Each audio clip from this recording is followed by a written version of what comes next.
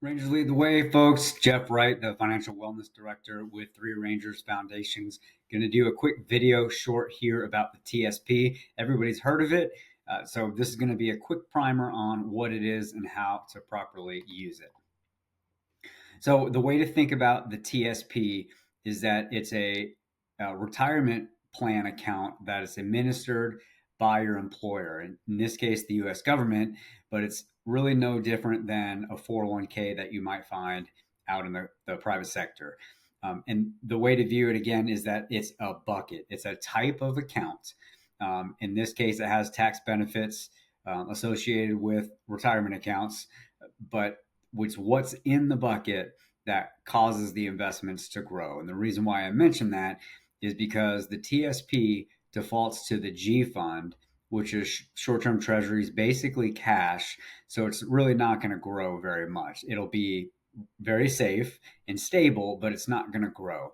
So unless you're aware of that and you make that change, which we'll talk about how to do in a minute, that is just defaulted to that. So it's not the TSP itself that would then not perform or not provide the growth, but the investments inside. So we're going to talk about the investment options in the TSP, so you can go in there and change them to the appropriate investment or mix of investments for you. And again, the TSP being a bucket, not dissimilar to another bucket that is your Roth IRA or another bucket that is a taxable brokerage account. The investments that you put in there are what drive the return. And the index funds that are available in the TSP are basically identical to index funds that you could buy in those other buckets. So they're all the same. And we're going to talk about those now. Now, when you think about the ideas of growth, investment growth, and being aggressive is a term that's used, or risk, the biggest determinant to investment risk is time horizon.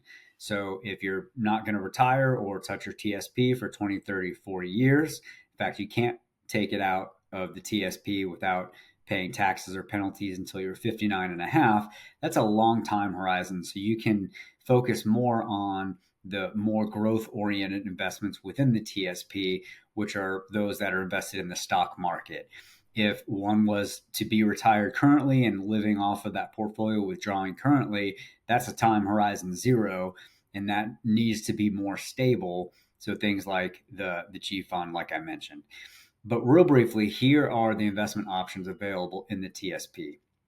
So the main one, the bread and butter, is the C fund, which is the S&P 500. So the C fund is the 500 largest companies in the U.S. publicly traded stock market. It's the same index that you look on CNBC and see when you're looking at what the S&P 500 is doing. When you buy the C fund, you're investing in the 500 largest companies in the U.S., and that is the S&P 500. This is the exact same thing as if you were going to buy an index fund in your personal brokerage or personal IRA with the symbol or ticker SPY. That's basically the largest S&P 500 index ETF. Similarly, the S fund are smaller companies. The Dow Jones US Completion Total Stock Market Index just means the rest of the US stock market below those 500 largest companies that are in the S&P 500, but basically it's an index of every smaller company in the US publicly traded stock market. You can invest in something very similar in your personal brokerage accounts with the symbol IWM. So that's the equivalent. Basically the same investment, investing in smaller stocks. We can look at international as well. That's what the I fund is. And that invest in the companies that are domiciled outside of the United States, so foreign companies, again, publicly traded. So you're getting that exposure.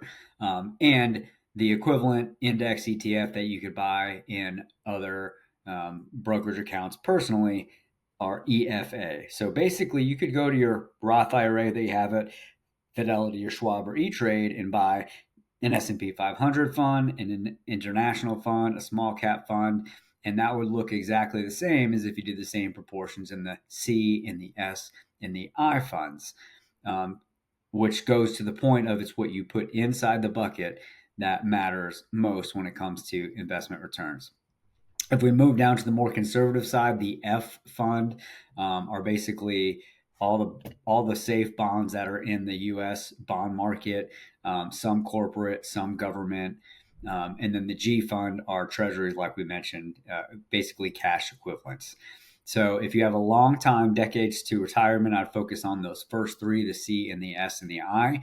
And what's nice about the TSP is it offers the Lifecycle funds, or the L funds, which put together a mix of all of those that is generally appropriate for, again, that time horizon. So if I pick a 2050 fund, because I think I might be retiring in 25 years, it's going to put together a mix of the C and the S and the I fund to target that 25-year time period. It'll have a little bit of G and F, but largely it'll be, since it's a long time horizon, mostly in those aggressive stock funds. And then as the time gets closer to that target date, so fast forward 20 years from now, when it's 2045, it will reduce the stock exposure to become more conservative. So that's a great option if you don't want to spend time researching or changing or picking them. Now, the other thing that's important is, how do we actually make that happen? So, a couple things. One thing that's somewhat counterintuitive is that you turn on your TSP or adjust your TSP contributions through MyPay. So that's when you set your contributions to 5% of your paycheck, or 10%, or whatever the case may be. Definitely recommend starting at least 10%, if not 15%. Most people viewing this are going to have the blended retirement system. So getting the 5% gives you a 5% match. That's free money. So at the very least, make sure you're doing that. But then you change the investments or the investment allocations on the TSP website, where you go log in and that sort of thing. So a little unintuitive, counterintuitive, but you change your allotments in MyPay, and you change the TSP investments on the TSP website. Hope you found this helpful. Quick primer on TSP. Rangers lead the way.